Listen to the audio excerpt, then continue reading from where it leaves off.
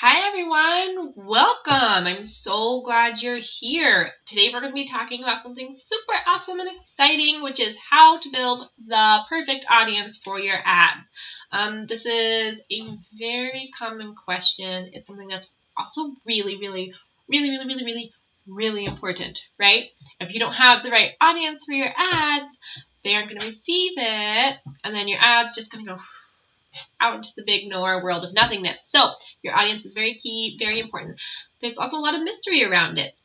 How do you know if you're targeting the right audience? How do you know that it's the right one? So I just want to demystify some of this. I'm going to give you literally my exact strategy of how I create audiences for my own ads for clients.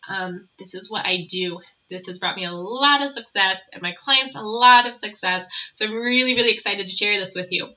Now, before we start, go ahead and grab a pen and a piece of paper. We're going to be writing some things down.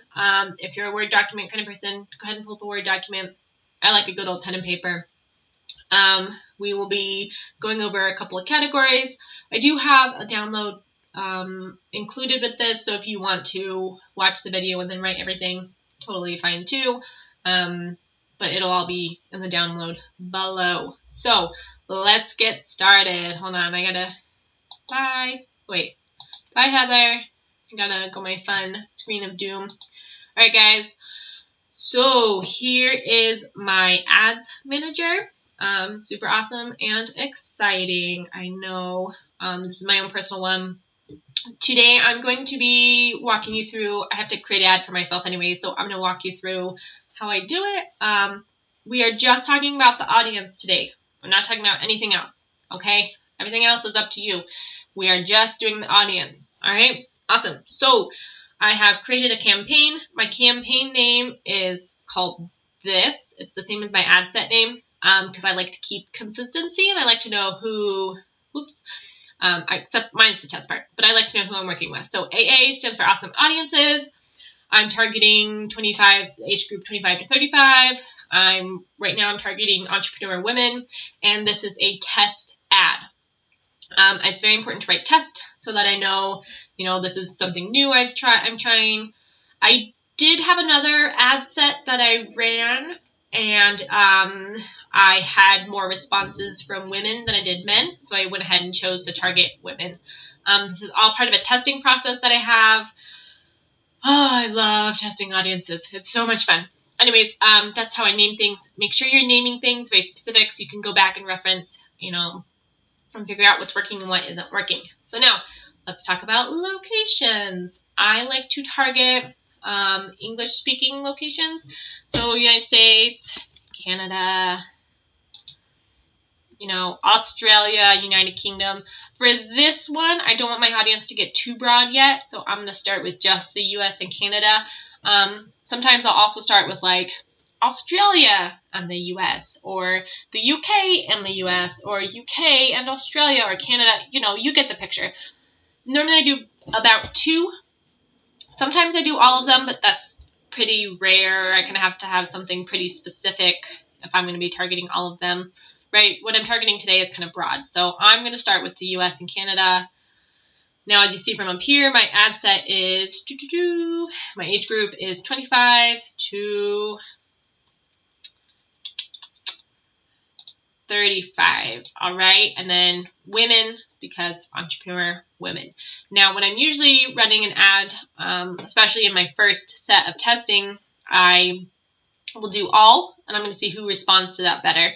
I also like to work in an age range of, a generation or 10 years.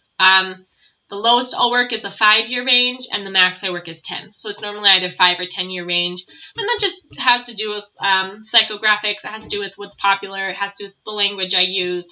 If I do much more, I have to get more and more general, and I don't like to be general. I like to get specific with my audience. Of course, I target English because that's the language I speak. All right, now here is where the magic happens, guys. This little box has earned so many people so much money. Holy cow. This is an amazing little fantastic box of happiness. Now, before we start plugging things into this awesome box, I want you to make sure, normally this is clicked on, I want you to make sure you unclick this, okay? Because Facebook will expand interest when it may increase conversions at a lower cost per conversion. Now, I'm about to piss off a bunch of people. I don't care about lower cost conversions. I would much rather have a higher cost conversion and a sale, right? Because let's think of it this way. I'm about to target entrepreneur women, right? Let's say I'm targeting all entrepreneurs and I want to target people who follow Tim Ferriss, right? If I have this clicked on, Facebook could expand it anywhere. They could expand it to, Gary Vaynerchuk or Pat Flynn or Russell Brunson or any of those big name guys, right? And if that's clicked on, I don't know who Facebook is talking to. I don't know who Facebook is targeting. I want to talk to people who are interested in Tim Ferriss because they have a certain kind of mindset. They have a certain kind of like psychograph, right? They have an idea in their head. They want to work less and earn more. People who like Gary Vaynerchuk they're great, by the way, but they're the kind of people who are willing to put in 40, 50, 60 hours. I don't want to target people like that. So if I have that checked on and Facebook is targeting, people who like Gary Vaynerchuk, and I want people who like Tim Ferriss and the ideas that Tim Ferriss preaches, then we're going to have a hard time. Also, if it's really successful, I'm not going to know, was it Tim Ferriss who was successful? Was it Gary Vaynerchuk who was successful? Like, what part of this was successful? I'm not going to be able to recreate this as easily. So I don't care as much about low-cost conversions. What I care in the long run is getting the right message to the right people who I'm trying to talk to. Even if my conversion's a little higher, I can share the right message, and when I share the right message, I am more likely to get sales. People buy from people who get them. When you get your audience, when you understand their struggles, when you know what to say, you are going to get more sales. All right? So that's why I don't do this. Okay? Awesome. So now we get to go to the fun part, which is research. So remember that piece of paper I told you about? Go ahead and grab it out or open up your Word document. I'll wait just a second. Okay. All right. So the first thing you're going to write on the top of your paper is target market. Okay. And you are going to write down who your service helps. Okay. If you are a photographer, who are your photography clients? Right. And don't think, oh, well, I'm a photographer and I capture weddings and business and families and newborns. No. We're going to pick one. Say you have a client call you up and say, I want to book a family session. Great. Pick your family. Okay. So you're going to write who your service, or at least one type of customer that your service helps. Okay. Because I know it can help many. I get that. We need to narrow down. Awesome. So pick one specific person or type of person that your service can help. Great. Now, next thing we are going to do, next thing I want you to write is write down gurus/teachers, okay? These are the top dogs in the industry that you work in. All right, here we go. I already went ahead and Googled this.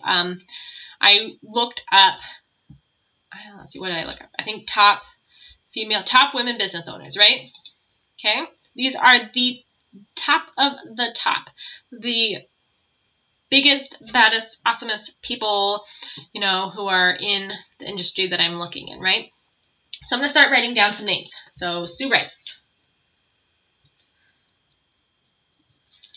We're going to write down Sophia Amoruso, right?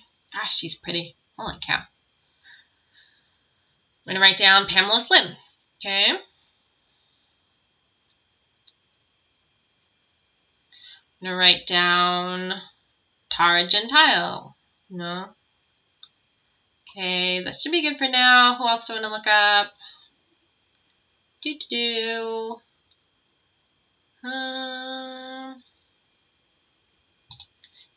Now I'm looking specifically for entrepreneurs, right? Oh, I hate things like that. I'm looking more for lists. Okay, well, I already kind of know. I already have an idea of who I want. I'm also going to target Jen Sincero. I'm also going to target Marie Forleo.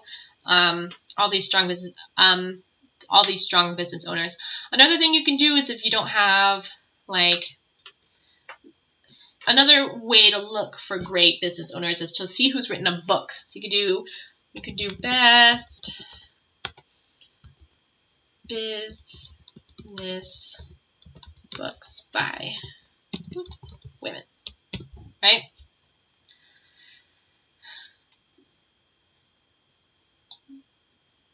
Maybe we'll do 4 women.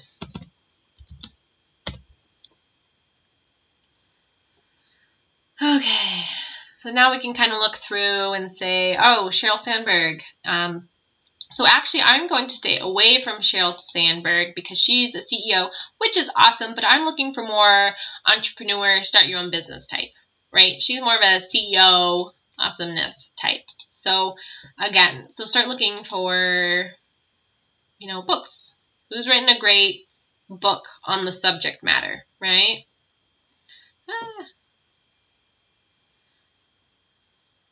Yeah, I love Cheryl, Dale Carnegie. But you get the idea, all right? Whoops. There we go. So you're going to look for books, and you're going to look for gurus or teachers in your industry. So think of the top people. And they might be hard to find. It depends on your industry. For the most part, you can find someone who's written a book on what you're trying to do, And then what we're going to do from there is we're going to start typing in and seeing SOP. So we're going to look up Sophia Amor. Alright, yeah, see, here we go. Yeah, Marissa, she shows up. Great. So people who like her. Okay, we're also going to look up Jen Sin 0. And she doesn't show up. And that's going to happen. Facebook doesn't always have these people to show up. So we're going to just, cross her off your list. Okay, she doesn't show up. Great, move on. We're going to look up Sally. Yeah, here we go, Sally Cratchit. Okay. Okay, so now I don't normally do more than 2 gurus or teachers. It kind of depends on the situation. I don't normally do more than that. But again, I just want to see who's going to show up, who's not going to show up. That'd be great. Okay, now next we're going to go on to websites where your target market chills, right? These are the places that they go to find help, to find the answers that they're looking for. So for me, I went ahead and I Googled best freelance websites because a lot of the women that I'm targeting are trying to run and start their own businesses, okay? And so a lot of times they're running and starting their own business, but they are also trying to get, money in quickly. So they're freelancing, okay? I could also do best websites for about small business, right? So I can say, top 10 lists are awesome, right? So Squarespace and Weebly and WordPress and anyone who's on sites like this a lot are more than likely starting their own business, okay? All those fun things. So for now, I'm going to target women who are on Upwork, trying to start their own business. Awesome. Awesome. That's really important. I can add 1 or 2 more. I'm going to add 1 or 2 more things and see where my reach is. And then we will keep adding or taking people away.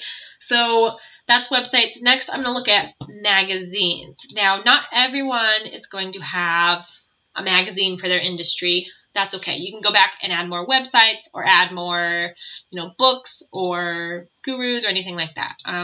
Most people will, but not every category does. Let's see. Forbes, Fast Company, Money, TechCrunch, Wired. That's a good one. Mashable. Oh, I love Mashable. Entrepreneur. Okay. So I think, and this is where the testing part comes in. I could pick any one of these. Okay. I'm gonna look for it. Like Forbes is probably a little bit more than I'm looking for. Money, that's not as much. Probably looking for something like Wired or Mashable or Entrepreneur, right? The ones that are really speaking to the ones who are starting a business. So I think I'm going to go with Mashable. Okay, people read Mashable. but that also might make my interest too large. Let's see. No, that's perfect. Awesome. So there's Mashable. Again, I might add one more. I might not. This is kind of an art form of just picking some categories, picking who you think is going to fit best, and trying it.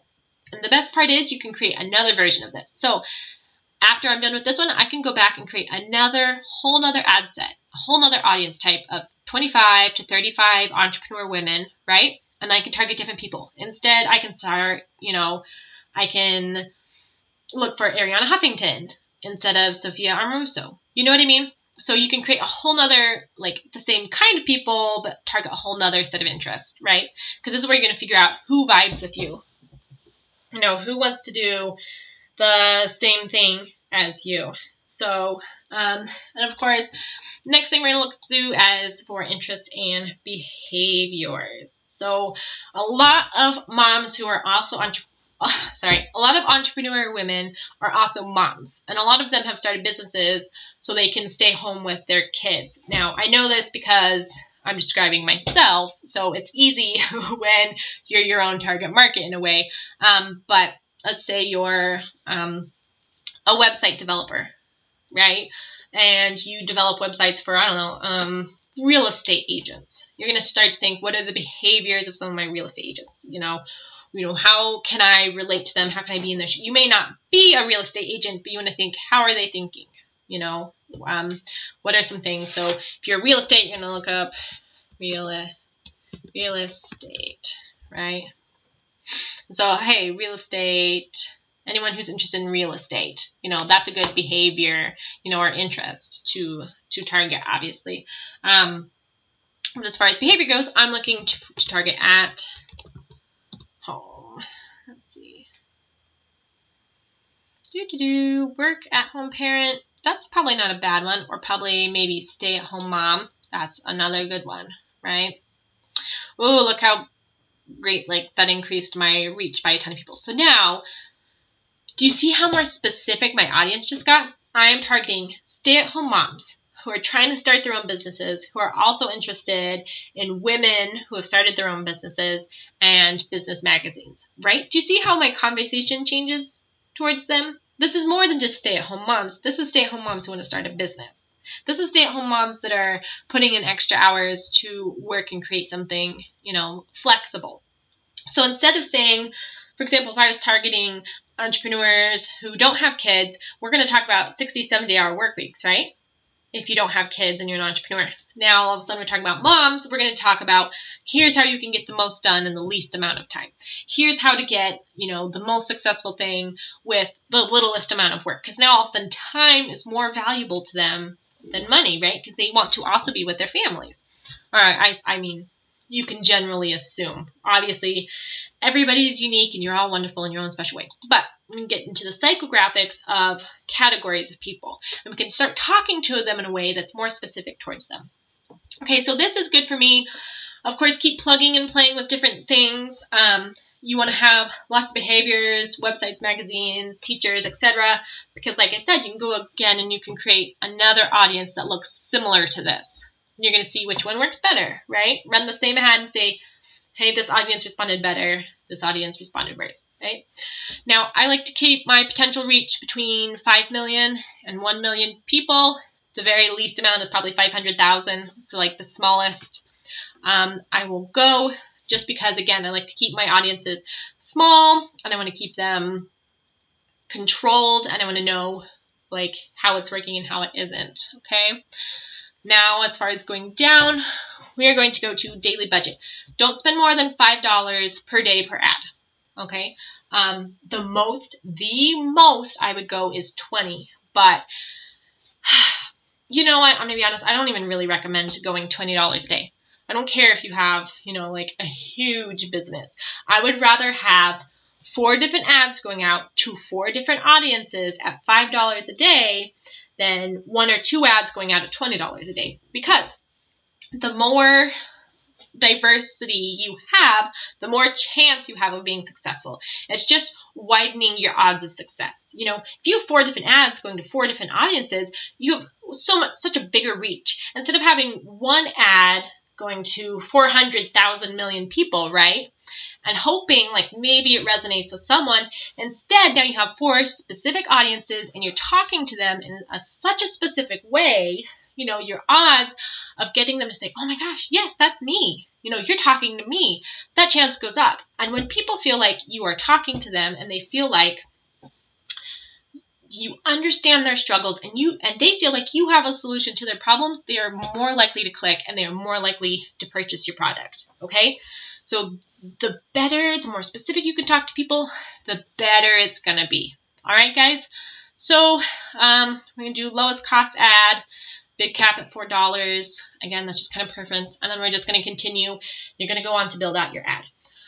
I hope this has helped. I also hope I've stressed how important it is to test out different audiences and to try different things. I'm really excited for you. This is going to be fantastic. Have an awesome rest of your day. Of course, I'm sure you're going to have questions, so feel free to email me. I'm excited for you guys. This is going to be great. And I really know that you're going to have a lot of success using this method and creating these different audiences. Best of luck in all the world. Oh, it's going to be great. All right. I love you already. Click back in here and say goodbye. See you later, guys.